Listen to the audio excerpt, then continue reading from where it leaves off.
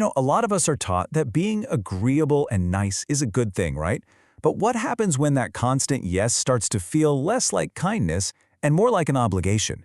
Today we're diving into the hidden psychology of people-pleasing, a behavior that, yeah, it looks good on the surface, but can have a serious, hidden cost to our own well-being. So let's just start with a quick gut check. Be honest with yourself. When someone asks you for a favor, what's your immediate gut reaction? Is it yes, even when you know you're totally swamped or just mentally exhausted?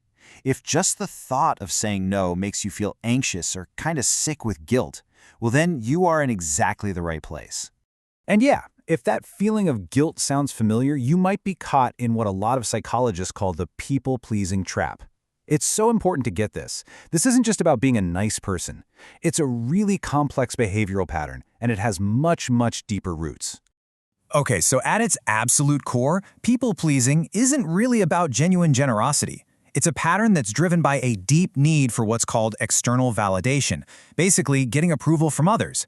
It's that compulsive drive to put what everyone else needs first, even if it costs you your own time, your energy, or even your own happiness. It's a learned habit, and like any deep-seated habit, it can feel incredibly hard to break. So why? Why do so many of us get stuck in this loop? I promise you, the answer isn't that people pleasers are just too nice. The real reasons are way more profound, and they're rooted deep in our psychology and our earliest experiences. So let's pull back the curtain on the hidden drivers behind that compulsive yes. This part is so crucial because it reframes the whole issue. This isn't a character flaw. It's a survival strategy.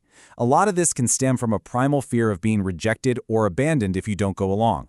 Or maybe as a kid, you learn that being the good kid or the helpful one was the safest role to play.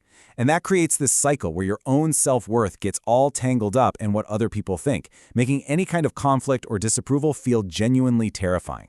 And this slide right here perfectly lays out the critical difference. Healthy kindness, that's a choice you make from a place of strength. It feels good, right? It's energizing. But people-pleasing, that's a compulsion, and it's driven by fear. Here's the key takeaway. It's the difference between wanting to help and feeling like you have to help. And that's exactly why it so often leaves you feeling drained and, down the line, pretty resentful. Okay, so we're starting to understand the why. Now let's get practical and look at the what.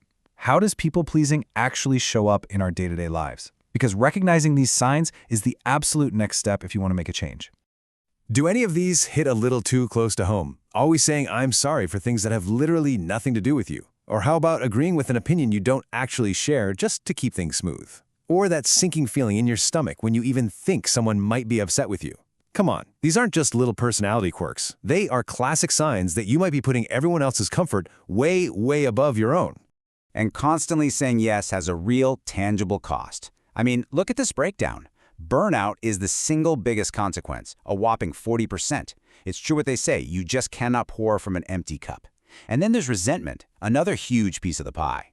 That's that quiet anger that just builds up when you feel unseen or taken for granted. And over time, if you're always trying to be like the people around you, you risk losing a sense of who you really are and what you truly believe in. Let's just pause on this for a second. Wow, this really gets to the heart of the internal conflict, doesn't it? Every single time you say yes to something you don't want to do, it can be a silent no to your own rest, your own goals, your own peace of mind. That's a really powerful idea to hold on to. So here's the crucial part, the really good news. You are not stuck. Recognizing the pattern is the first huge step, and the next one is all about learning how to change it. So let's get into a practical, empowering toolkit for finding and actually using your authentic no. Look, this does not have to be some giant, terrifying leap. Just start small. Say no when a cashier asks if you want to sign up for a store credit card. It's super low-stakes practice. Next, the pause is your best friend. Instead of that knee-jerk yes, just say, you know what, let's check my calendar and I'll get back to you. It breaks that compulsive reflex. But most importantly, you have to actively reframe that guilt. A boundary isn't a wall you're building to push people away. It's a line you draw to protect your own well-being. It is a profound act of self-respect.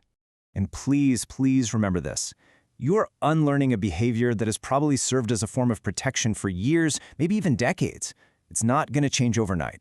There will be times you slip up and fall back into old habits, and that's completely okay. The goal here is progress, not perfection. You have to be as kind to yourself as you are to everyone else. So I'll leave you with this final thought to really reflect on. It doesn't have to be anything huge. Maybe it's just declining one optional meeting at work. Maybe it's taking just 15 minutes for yourself without any interruptions to do something you want to do. So what is one small thing, one small step you can take this week to start saying yes to yourself?